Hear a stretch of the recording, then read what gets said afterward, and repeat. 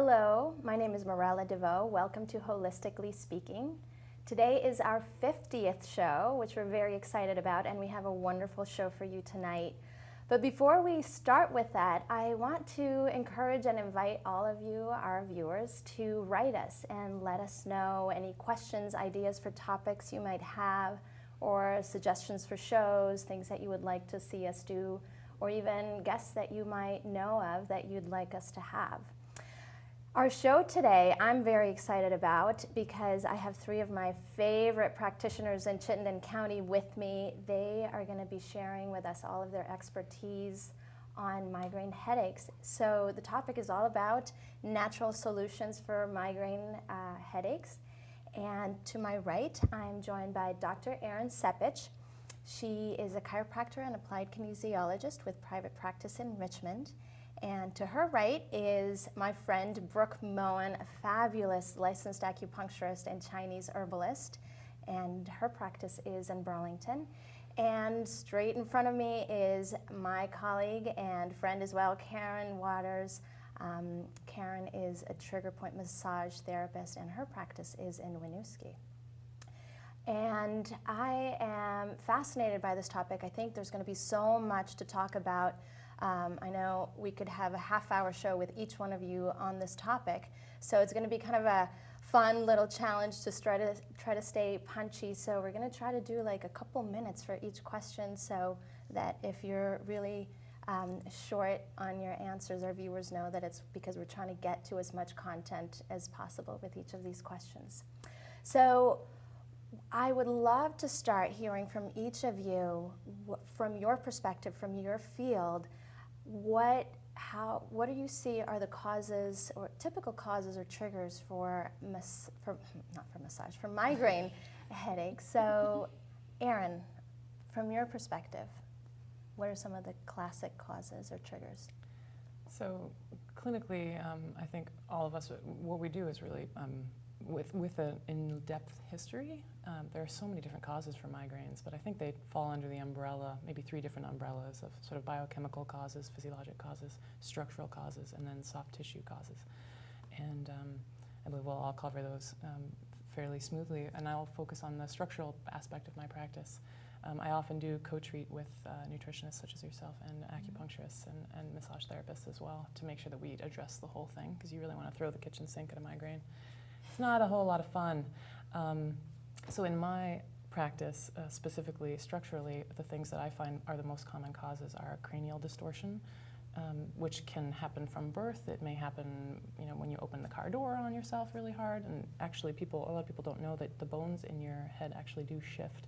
And if you hit one hard enough, snowboarding, mountain biking, whatever, it actually might need some help to come back into place. And it puts torsion on all of the structures that surround your brain. Makes it really hard for proper perfusion of blood to get through there. So that's simple, easy treatment, but that is one of the most common things. Also, there's something called cervicogenic, which just means it's coming from your neck. If you have a significant misalignment in your vertebrae in your neck, that can feed back into a really tough loop to break. Wow. And again, very easy and simple to fix.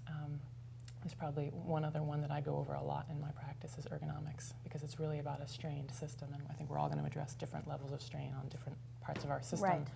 But if you're here all day and you have a huge trigger point that's referring a pattern into your head, we could take care of the migraine, but we really need to fix the problem. So a lot of it is education, whether it's nutritional triggers or stress triggers or ergonomic or structural, and that's most of what I see. Wow, that's really interesting, because I don't think I had ever thought about the placement of the bones in your head as having a possible correlation with migraine headaches, and maybe people have been suffering of headaches for years and not even considered that as a possibility. Great. Mm-hmm. So, Brooke, tell us about the acupuncture perspective of causes of headaches. Yeah, well, I mean, I definitely agree that there's sort of the structural point of view, and then there's the biochemical point of view, and since these two will probably be talking a lot about the structural point of view, I'll just touch a little bit on the biochemical part. We think of it a lot as having to do with an overtaxed system, and particularly the systems of filtration. And two of the main systems of filtration in the body are the gastrointestinal tract and sort of the ecosystem of the gut, and then the liver. And in Chinese medicine, the liver both has to do with the liver organ, but by liver we also mean the nervous system and the smooth movement of things, the endocrine system, hormonal aspects are so important, but also, in modern life we just are so easily overtaxed, and it's by environmental causes, but it's also by stress-induced causes, and the food that we eat, and then a lot of the nutrition that we're not getting. And so detox is an important component of this, and but it's also, from a Chinese medicine point of view, really important to emphasize, as much as getting stuff out that doesn't want to be there, also supporting the nutrient part that isn't being maybe absorbed correctly. Right. So yeah, detox is a big part of it, and then I also, when I talk about detox, I really like to emphasize support of the body to do its own detoxing rather than a forced kind of thing, because we can get a little crazy in Western society about needing to get the bad stuff out, and it's sort of, from our perspective, an old Victorian idea that there's, that we're unclean and we need to get that out. The Chinese medicine perspective is more that, qi is qi, and so when you get rid of the bad, you also get rid of the good, and it's not such a bad and good system. It's more support the body, and then it can do its own detoxing and decide what stays and goes, because it's smarter than us when it comes to that kind of a thing. Right. So I'm hearing you say hormones can play a role, and healthy intestinal, the health of your digestive tract can play a role, toxicity can play a role, and just kind of supporting the body as opposed to forcefully removing things. Absolutely. Great. And Karen, how about the massage therapy trigger point perspective for migraines? So I'm glad that you bring us all together, because I know it takes more than one therapy to fix a problem like this. But from the soft tissue perspective, and as a trigger point therapist, I'm of course looking at trigger points. And many people don't know what trigger points are, and they're small contraction knots in your muscle that can stay there for years and even a lifetime. And they put tension on the muscle, which causes pain. And research has shown that the muscles frequently cause the migraines, where these trigger points are in your shoulders and in your neck, in the front of your neck and in your head. And so if you successfully treat those muscles, the tension comes off the muscle and relieves your migraines. Wow, I'm just loving this whole picture that you're all presenting, because I have heard and known people who, just have the pill approach to the migraines. Like, oh my God, I'm starting to see like the little flash, and so I'm going to start, I'm going to take whatever pill or prescription or non-prescription. But I'm hearing it could be the bones. Maybe you fell when you were a kid or as a teenager. It could be the bones in your head. It could be that your liver needs some support. You might also have some trigger points, and this could all be happening at the same time. So these are all ways that avenues that people can explore. So what I would love to hear then is, so when they come to you, how do you treat them? What is it that you do? So maybe we can start with Brooke this time. So how do you treat them?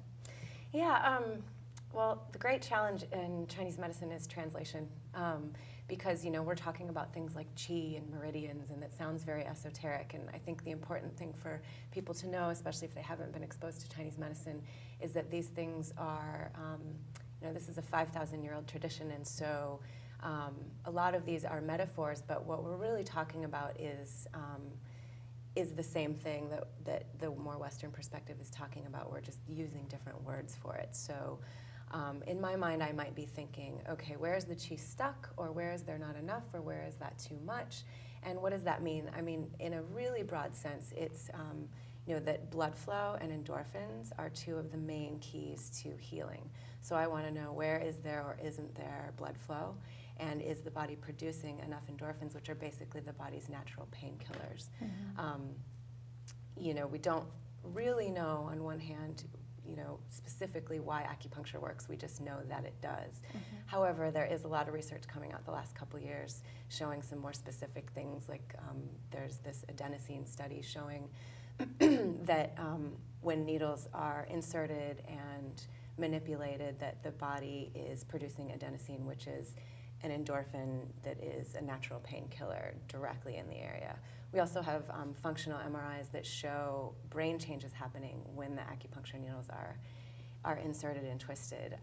And so, back to your question, basically acupuncture is helping the body mitigate the pain response, but also in a bigger sense, which is a little harder to translate, we're essentially bringing balance. So moving chi that's stuck and bringing it to areas where there's not enough, and moving it away from areas where there's too much. And if I link it to what you were saying before, then you're probably also treating, maybe supporting the liver to work better, supporting the internal organs to detoxify. Exactly, yeah, and I mean, it'd be appropriate to say right now, since it's spring, that we see a lot of migraines popping up in the spring, which is the time of the liver, which, people often ask, well, why is it the time of the liver? Well, again, Chinese medicine practitioners were the great observers. They were watching these cycles for thousands of years and started to see, liver and detox kind of things show up in the spring, because that's when we come out of hibernation, and it's time to sort of start anew and refresh, and sometimes our bodies are holding too much from all of this storage, and they're not able to get rid of everything they need to get rid of, and so acupuncture is supporting that process. So somebody who has chronic migraine headaches might want to consider some sort of gentle cleansing during the spring to maybe ease that. Definitely, and I also encourage people to check in with me more about other times of the year too, because for instance, treating during the mirror season can be really powerful. If you get a lot of treatment for spring things like migraines or allergies or whatnot in the fall, then you'll find when spring comes, you're less likely to come down with those issues. So, I mean, with all of us, prevention is the key, and kind of catching things before they become acute is really ideal. Wonderful. So Karen, how about you? If somebody comes to you and says, I have chronic migraine headaches, how do you treat them? So first we, through conversation, figure out where the client is having pain. And then these wonderful doctors, Travell and Simons, extensively researched trigger points, and they put together this map that shows, where these trigger points can refer pain. And the interesting thing is the trigger point, you would think that it always just has pain at the site, but most of the time it refers pain elsewhere in the body. So that's why it was so important for them to map this. So going by their charts and their maps, I look for the muscles that refer to pain in the areas that my clients are saying that they have pain. And then, it's a simple 6 to 12 short massage strokes over, each trigger point. And it's very meticulous, and it takes an hour to an hour and a half to do a treatment. Are there some classic points that people have that you tend to find are associated with migraines? There are. The trapezius, which is like a table on the top of your back. It starts with your neck and goes out to here and then down into your spine. And there's a point right here in your neck that it's a very common migraine trigger. And also these muscles here in the front of your neck can have trigger points in them oftentimes just from, lying in your bed on your stomach with your head to the side can foster trigger points here, and those are very common trigger points that cause migraines. Wow. So maybe someone who's a stomach sleeper from their whole life, they don't know that their sleeping position could be triggering their headaches. Yeah, whiplash from car accidents is another common cause of trigger points. Wow. Yeah, and like I said, they can stay there for a very long time. Mm-hmm. So, a client can, hit every treatment possible and not feel any better, and then a simple, 6 to 12 strokes, and they feel some immediate relief. Oftentimes it takes, several treatments, but usually they feel something immediately. Right. Yeah. And Erin, tell us about chiropractic and applied kinesiology. How do you help people? Well, the first, different migraines present in different ways with different rhythms and patterns. So I find it most efficient to take a really in-depth history and figure out, and like draw as much detail out as I can. And sort of I have a little list going in the margin of people that I would consider co-treating this client with, depending how acute they are and how much of an issue it is in their lives. You know, a lot of education is probably the biggest thing, and really just mitigating the nervous system response. That's what chiropractors are, nervous system doctors. So there's a whole lot of, you know, if this person is already aware that this is really a stress response and they need a new job, okay, you know, then we have a really frank conversation about, you know, what's realistic for you? How can we mitigate and mediate this stress in your current job while you're going about the steps of getting yourself out of that situation, and just explaining the whole parasympathetic versus sympathetic nervous system and how you can breathe differently and how you can sit differently and immediately affect your physiology because of the nervous system input. And it's incredible how stress-induced migraines respond immediately to that sort of thing. If it is cervicogenic, you know, I can figure that out from the history, and we'll go through and really do a proper alignment check, and I'll explain the different ways that we can fix that. Traditional chiropractic is what we call an osseous adjustment, which it usually involves a crack, which makes a lot of people really nervous, but it's incredibly safe. I'm a very gentle practitioner, and I get a lot of people who are afraid of that because word is out on the street somehow that I don't need to do that. So I get a lot of folks that I don't crack ever. So I still move bones all day, similar to osteopaths and craniosacral people. There's a lot of movement in these joints and in this alignment without necessarily that drama.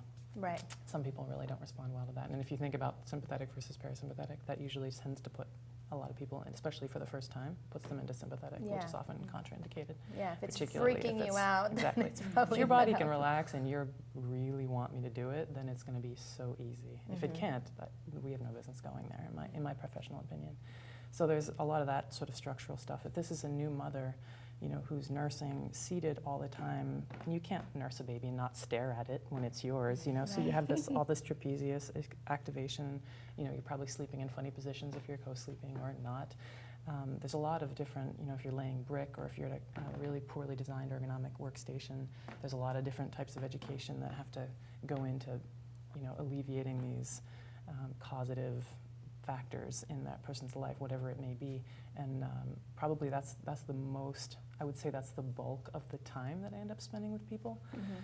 And if there's any sort of cranial issue, you know, and they started 6 years ago, doc, I don't know what else did you do 6 years? You know, I took up snowboarding, or, you know, okay, did you take any good wipeouts? You know, likely, okay, well, let's look at this.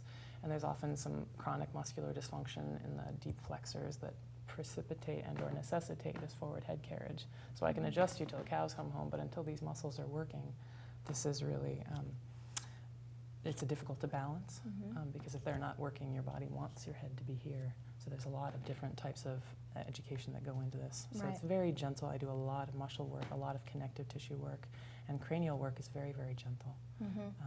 A lot of craniosacral therapists treat a lot of these types of things, and as a kinesiologist, that's a lot of what I do. Right. And we'll go through identifying any possible nutritional triggers, as you guys know are so important. But that's sort of what patients can expect from me. It's a little bit different for everybody, given whatever's affecting, whatever their causative factors But what are. I'm loving hearing you say is that chiropractic can be very gentle and, you know, really kind of nurturing and allowing people, because I do believe, some people are a little anxious when it comes to chiropractic, thinking that, you know, we've all seen the movies where they, like, you know, somebody gets their head cracked and they're dead. It's like, is that what you're going to do? Steven Seagal. So it's great that you're saying it can be really gentle without any sort of cracking, and that I'm sure can be very reassuring for people. But there's something that you said that prompted a question for me, and it is the emotional component that can be associated with migraine headaches. And, you know, it could be stress on the job, but have you seen other connections between emotions and migraine headaches? I mean, you brought it up, so I'd love to hear your... Absolutely. And also, just really quickly before I forget, that's how I ended up the whole non-invasive therapy thing. I often, when I'm working on new babies, I'll invite both parents in if either of them are nervous, and the infants sleep through their treatments. It can be incredibly gentle. Yeah. It doesn't, you know, it can go one way or the other depending on where the client wants it to go and where we meet each other. But yes, chiropractic has a huge spectrum of treatment addressing. As far as the emotional component goes, it's I mean, as a craniosacral therapist, a lot of these backgrounds, the tissue in your body that stores emotional memory is the connective tissue, and we all work with that. And the more you work with it and the deeper that work goes, the more you need to be prepared to meet the client wherever they are. A lot of the emotional component I find is as educational as anything, and just making sure that the patient or client has the support structure that they need to be navigating the current stresses in their lives, and or are they seeing a clear pattern? And if they are, like, how do we go through and continue to address that? I co-treat very frequently with therapists, talk therapists, body therapists, body talk therapists, you know, depending what the client is needing. Right. A lot of those emotional feedbacks, I mean, if you're feeling an emotion, your brain is having some activity. That is Right. immediately affecting your central nervous system tone and your physiology, and it feeds into the hormone system. It's not like it's in your head. If it's in your head, it's in your physiology, and it turns into your anatomy, depending on how your nervous system is firing. So it's not so woo-woo. It's actually fairly scientific. And I think that what you just said is so helpful, because a lot of people don't think of the fact that what we feel emotionally turns into your physiology. Yeah. It's having a certain nervous system response, it's affecting your body, so naturally it would make sense that, you know, if you're having stressful relationships or you're stressed in your job, or that it could be having a significant Your impact. child is struggling, Yeah. whatever. I think it's a really important point too, that when you have, again, this is all, it's in the science, it is what it is. Having the support structure is really important, and whatever, I think this is what is driving the mindfulness movement now, is when you're giving your clients whatever tools you can, and that's, I probably co-treat or refer out more often than anyone I know, but you know, if I get to know their personality and the way they respond to their condition and or their circumstances, then I know who to refer them to help them navigate that on a more mindful level, because as you change the way you change your mind, that's how you get past that physiological barrier. So for the last few minutes of the show, I really want to give our viewers some ideas of what are some things that they can do, you know, that they might say, oh, that's something I hadn't thought about, what can I do? So Karen, I'd love to start with you. What are some, and you have some gadgets here that maybe people can get, so what are some things that people can do? So one of the things that I'm so excited about with trigger point work, and what I do is I teach my clients how to self-treat. So, and this is one of the typical tools I use. It's called a Theracane, and you can use it just, you know, practically anywhere in your body. But since we're talking about migraines, I'll just show you a couple of things we can do. Okay, and like I said, and what a client does at home is very similar to what I do in my office, and that is to find the trigger points, and it's, you know, again, just 6 to 12 strokes over them, and then you go to the next one. So this can be very quick. So here I'm treating the back of the neck. You know, earlier I said that this is a typical place. This is not a place I would use a Theracane. This is a place where I would just use my hands to treat. And then getting into the trapezius right here. This is that spot that often causes, you know, referred pain going up and to the side of the head. These little knobbies here can go to the back of the head. So anyway, it's very versatile, very, very cool tool. And another thing I give all my clients is this little bouncy ball, and who'd think that such a simple thing could do so many wonderful things. But using this ball between yourself and the wall, and again, you just do the same thing. You're moving your body so that you're rolling over the trigger point 6 to 12 times. And you know, if people know how to self-treat, it's just such a big time saver, a money saver, and pain saver. Empowerment. It's empowerment. They become independent in their treatment. And I also have this book that I follow, and it's my Bible, and you know, I encourage my clients to purchase it, because it's the map that shows where the trigger points are, and it's written in layman's terms, and we'll have that book for our viewers to see at the end. Yes, at the end. That's great. And so it tells you which muscles refer to the place where you're having pain, how to find them, what that muscle does, what the name of the muscle is, what, you know, typical symptoms you might experience, and then how to treat. And causes. And you know, you talked about treating precipitating causes, and that's very Great. important. And Thank all found in you. that book. You're Yeah, welcome. you've given me a few of those balls, Yes. and I just absolutely love them. So, Brooke, what are a couple things that people can do? Yeah, I think back to the point that you were making, reducing the sympathetic overload on the body, and quickly that just means the fight or flight, run from a tiger nervous system response on the body Yeah. is really essential. And so, some sort of a daily energy practice, whether it's meditation, qigong, that kind of thing. Thinking about detox, how to help the body cleanse a little bit better, and then looking at food intolerance testing, I think, is really key. So we have some resources for our viewers that you were so generous to share with us. The first one is Karen's website, nourishingtouchvt.com, and that's the book that you were mentioning, Karen, That's right, As your yes. Bible by Yep. Claire Davies. Yep. Then we have Brooke's website, vermontcommunityacupuncture.org. And so, Brooke, you're teaching Qigong classes. Soon at 180 Flynn Avenue, yes. And I can be Wonderful. contacted through the Vermont Community Acupuncture for that. And then you also have a website on nutrition, the westonaprice.org website, which I know is a phenomenal resource. And Erin, this is your website, synergichealth.com.